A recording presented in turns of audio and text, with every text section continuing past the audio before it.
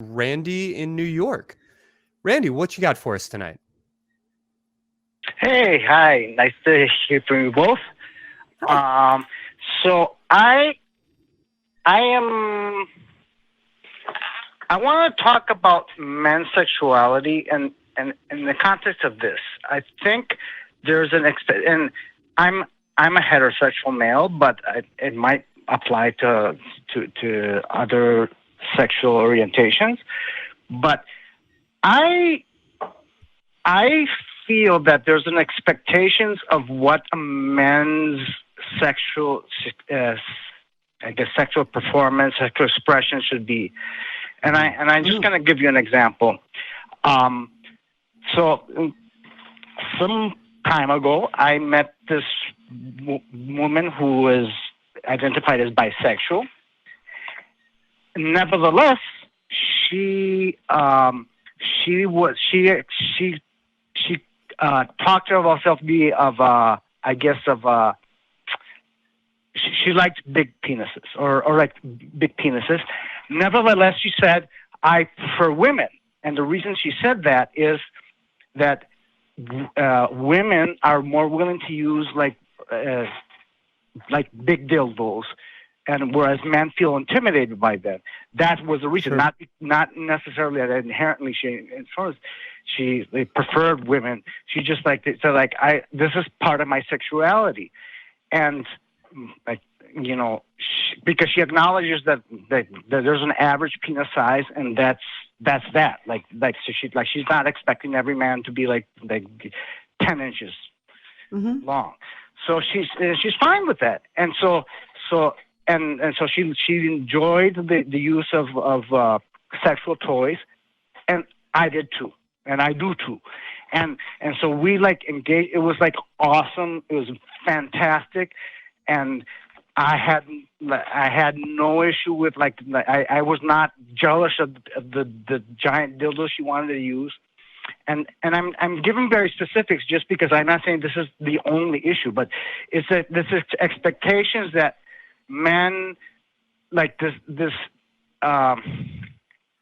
this pressure on men to for performance and engagement. Yeah. And it's all this pressure specifically on genitals, right? That's kind of what Shannon and I were talking about when we overemphasize the importance of physiological arousal. We take away from how great it can be to play around with toys, even if that doesn't involve an orgasm. Not that it can't, but it doesn't need to. Yeah, exactly. Yeah. And the thing is, it's I'm very fluid in these issues, and of course I like intercourse, but there's a lot of things. But I do feel that I don't think I'm alone. I think a lot of men have this expectations, and they probably would feel released if they could I have other ways of expressing my sexuality and giving my attention to the woman and giving my attention to her pleasures and their own, but in different ways. And I think that I don't think I'm alone in this pressure. I think that men would love to be released from this burden of what do you think it would take to have men disabuse themselves of that? Because I feel as though a lot of women, I full disclosure, I'm also one of those bisexual identifying women that you're talking about. Though I don't see it so much as an identity as an inherent, but I get what you're saying. I think the issue is that men have this perspective that if they have to use a toy or something, then that means that they themselves aren't good enough, right? That's a woman or a partner of any gender telling them that what they're currently equipped with isn't good enough. But you wouldn't look at to lesbians, for example, or with using toys as in the same fashion. You wouldn't think the lesbian wouldn't think, oh, well, what I'm equipped with isn't good enough. They would think this toy is going to be fun. You can have the same sort of perspective towards it, that a lesbian would have, because it's fundamentally sort of the same thing, really.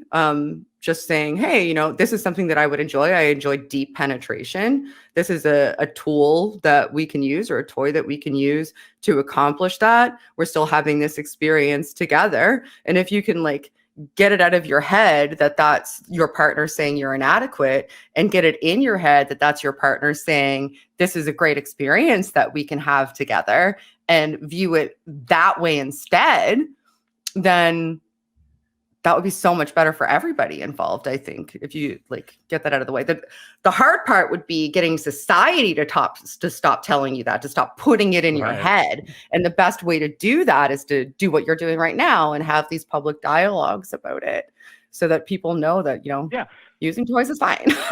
It's great. Sex education should also, like, sex education should also talk about sexual engagement. Like this bullshit, like, oh, we're just going to talk about STDs and no, it's like this, like, we should teach young men and women about these things. And it's not like to say, like, you have to do it now, like it's in your own time, enthusiastic consent, and all that is so important. But also it's like, this is like, okay, you don't want to have, and by the way, I hate, like, losing your virginity. I hate the term. I prefer the term. I love that.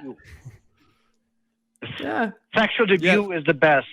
And so before your sexual, or your intercourse debut or whatever, like, there are other ways of intercourse debut, giving pleasure to your partner and receiving pleasure from your partner. But that should be talked about even among young people. This is like adolescents are not children; they're adolescents, and they're growing. And we should like encourage women and men, especially men, like, about all these things. Like, because I think men, we just are like so undereducated about all these aspects of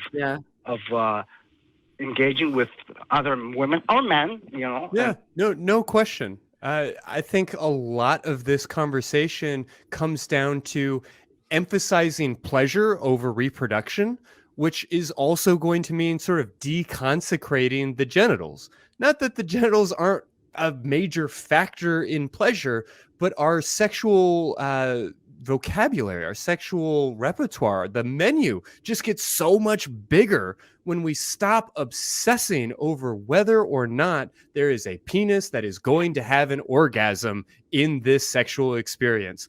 Not that penises having orgasms isn't great. Been on both sides, and I love it. It's fantastic. But it's not the only thing in the world. And we have taken this broad possibility of what our sex could be, and we have shoved it into this incredibly narrow pathway, and then made ourselves remarkably neurotic when we can't get that specific thing to work exactly the way we want it to. And we have this entire industry of erectile dysfunction medications, sex therapists, and all of these other factors that really wouldn't be necessary if we could say that sex is big and broad. Sex is conversation. Intercourse is debate. You know, it's such a small piece of the potential possibilities. And when we obsess over it and put a lot of pressure on it, we end up hurting it, you know, limiting intercourse itself, while also missing out on so many other opportunities. So, Randy, I could not agree more. Sex education does feel like the answer, but boy, is that an uphill climb. So thank you for watching the show and for helping us, I suppose, take steps in that direction. Yeah, that's great. Yeah, okay. Thank you for taking my call, and I'll let you go to other callers. So thank you so much. Thanks for calling. Well, thank you. You have a great night.